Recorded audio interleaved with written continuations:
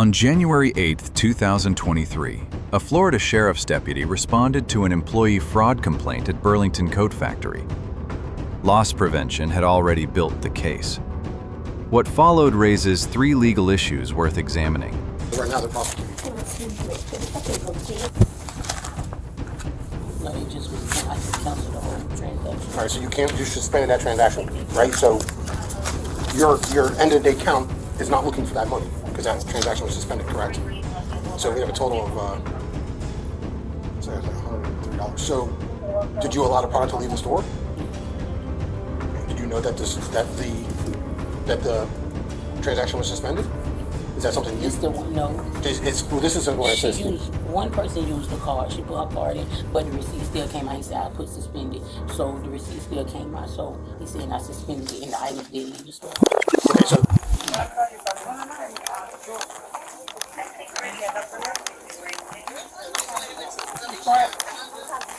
Oh, yeah.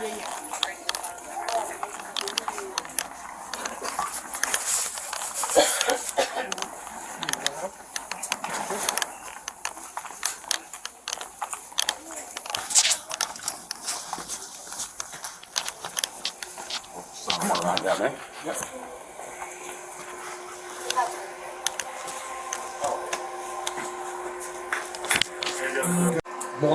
She was always the cashier. Like, she was always giving them the stuff for free.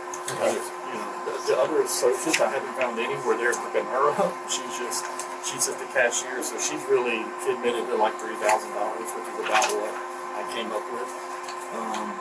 So a minimum of $3,000 she allowed to leave the store by not properly ringing it. But I put it on here, like I kind of put, this is her, so she's responsible for, let's just say, $3,000. The other one, from what I can see on the transactions, 16 of that is what this associate walked out with.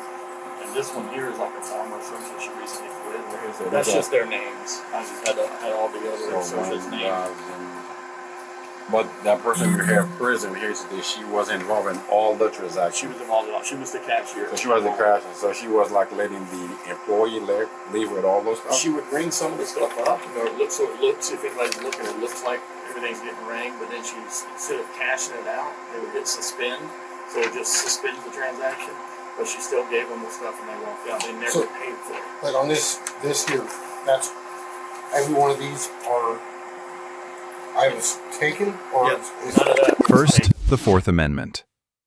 Evidence here was gathered entirely by Burlington's Loss Prevention, a private employer. Under Bordeaux versus McDowell, private party investigations fall outside Fourth Amendment constraints. Every suspended transaction they logged was lawfully obtained and fully admissible. Burlington's Loss Prevention receives an A-.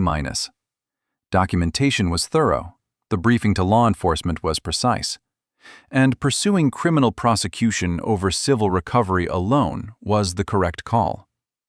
The deduction is for a 3-week detection lab. None of that was paid for. okay. That's what I just want to make sure. Yes. It's on rules 3100. This is her generic statement. Yeah, but it's not sworn to us. No, I didn't know if you needed it. Give me 1 second, right? Well, let me go in and talk to her. At least let me make contact with her. What's going on?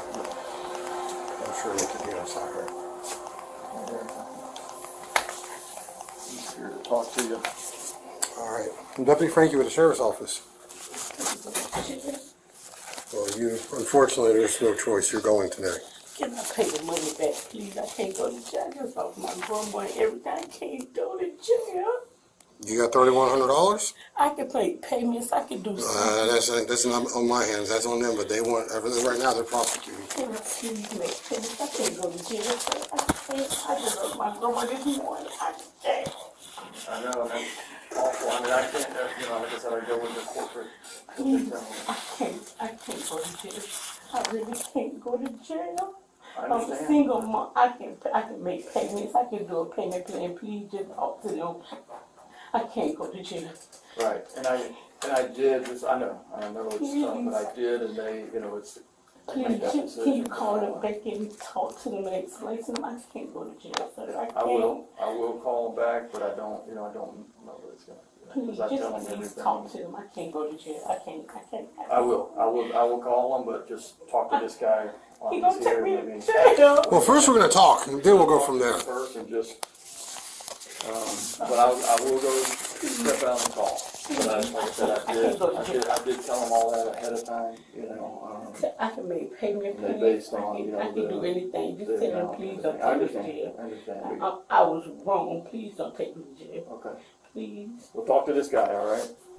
Before Miranda was read, the suspect spontaneously said she knew she was wrong. Under Illinois versus Perkins, pre-warning voluntary statements are independently admissible. That admission was not suppressible. The suspect receives a D. A 3-week deliberate scheme recruitment of coworkers, inconsistent statements during questioning, and a second theft offense while already on probation, none of that reflects a failure of circumstance. It reflects a failure of judgment, repeated twice. All right, what's your name, ma'am? Yes. All right. So I'm going to read you Miranda because we are going to talk. So just make sure you acknowledge everything that I say, all right?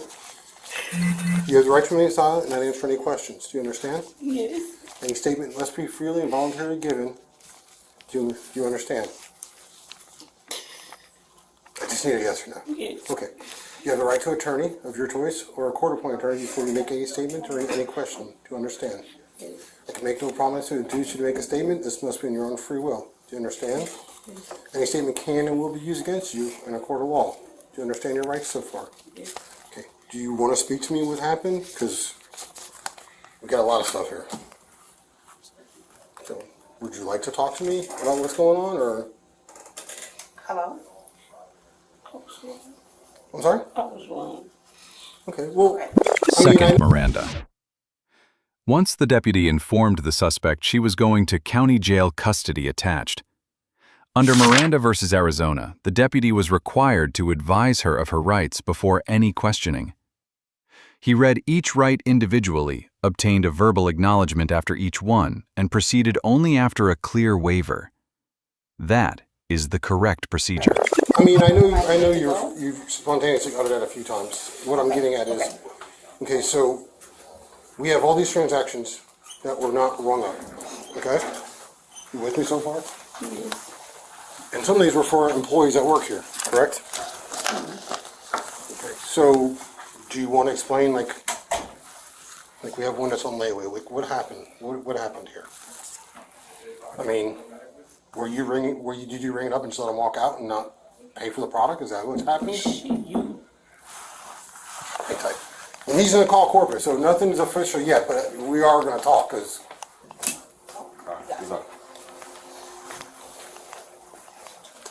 so they've got you. They say about almost $3,100 in items so far. But like I don't even know half of them people. I told it might was a mistake for some of them, but they're saying that the receipt came out after they put their card there, and the receipt came out. I didn't know if I suspended or not. I just explained that to them. Some of them people I don't even know. Oh, explain. I don't understand what you mean by suspend. That's what I don't understand. What does that mean? So, like this one here has your name, right? Yes. So this was a transaction for 13 items on the 20th, right? So, and it says status suspended. What does that mean? The transaction was suspended. Okay, was that a declined card or? Let me see what it was.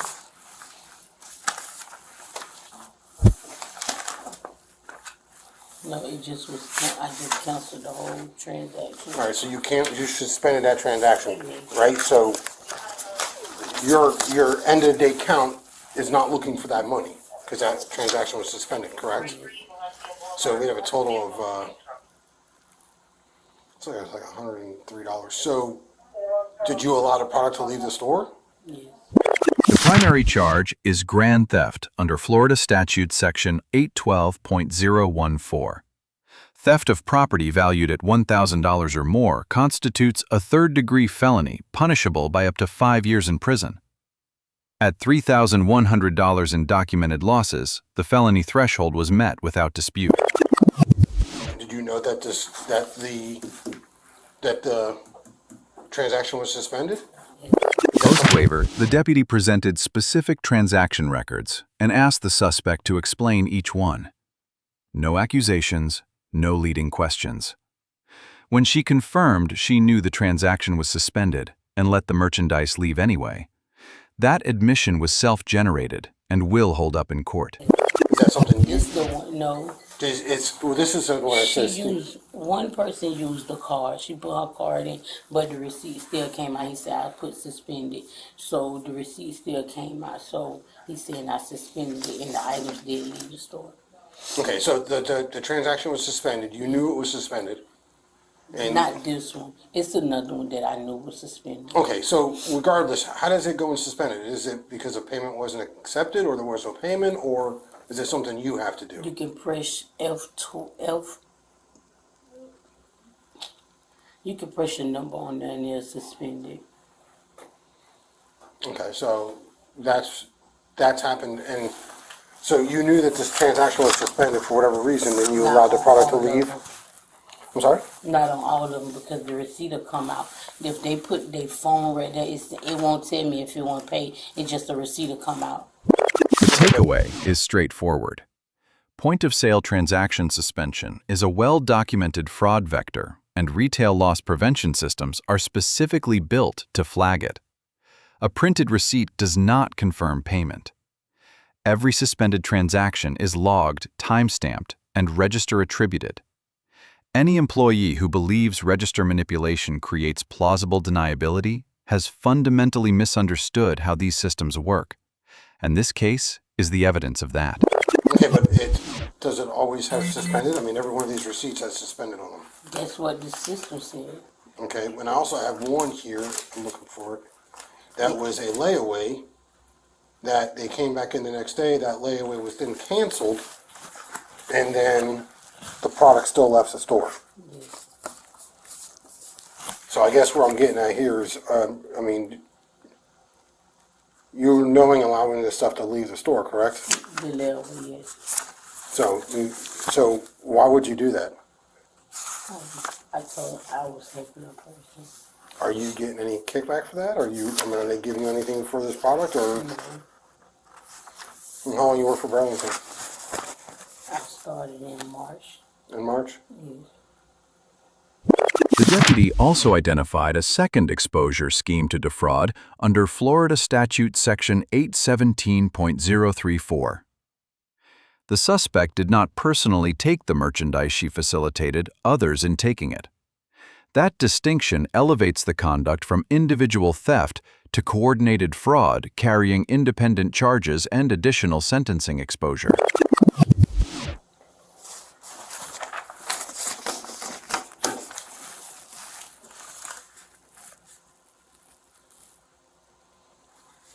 Because they also got video, which they're going to provide us for all these transactions. So, I guess another question is, how do you pick and choose who you're allowing to leave without paying for product? Because some of these are associates that work here. Two of them are. Two of them were definitely associates that we know of. Is it something they do that they told you about? Because, I mean, they coming up to you asking, I mean, do you know them from like the neighborhood? I mean, how do you know them? Are they just, other than work? Two of them work. One of them I know. That works here? Yeah. Do you know them prior to working here? Yeah. And then did they tell you that this goes on? No.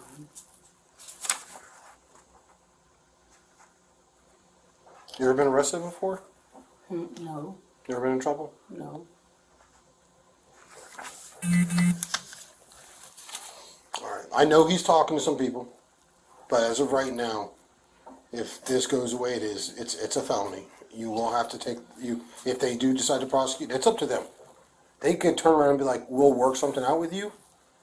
I have no control over that. If they do, the only thing I would definitely be cognizant of is that this is a felony.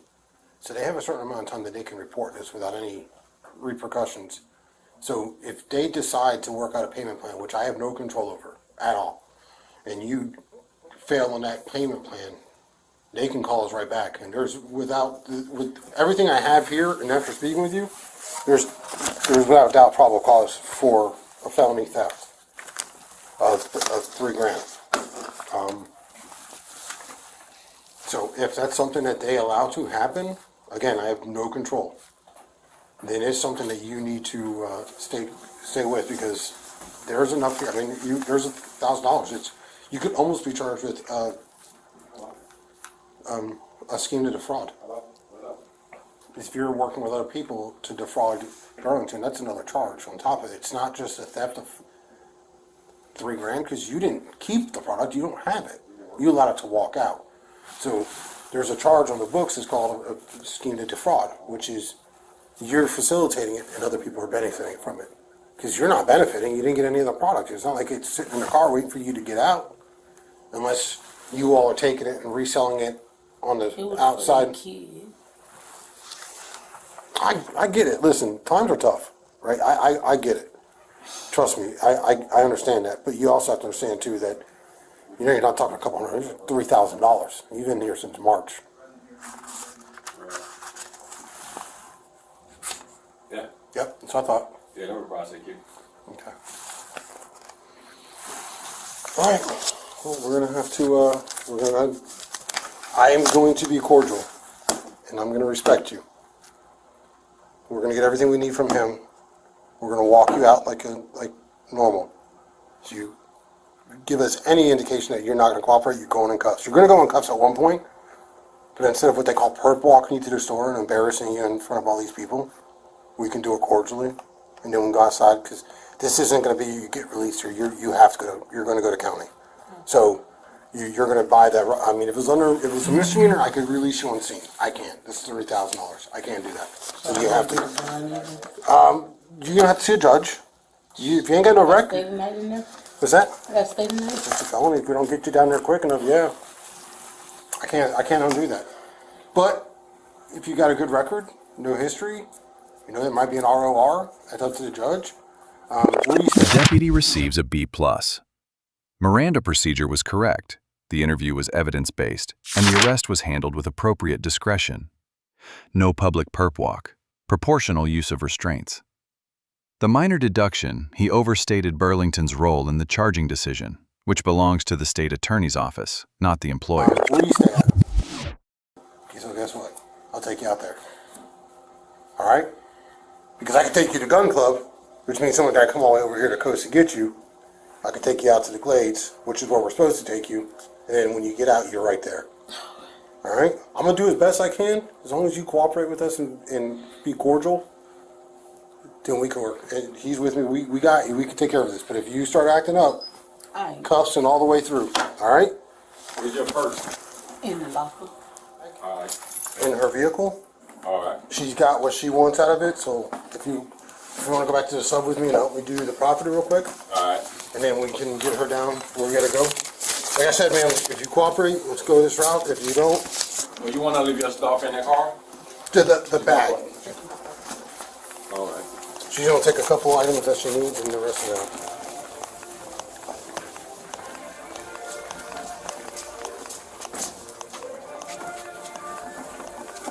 Show us where your car is. One of us will take that out there and drop it off. Once you go to my car, we have to go in cuffs, and then we'll give you I'll double them up, and we'll transport you to our district to do our paperwork. We're not gonna do it here in front of this store.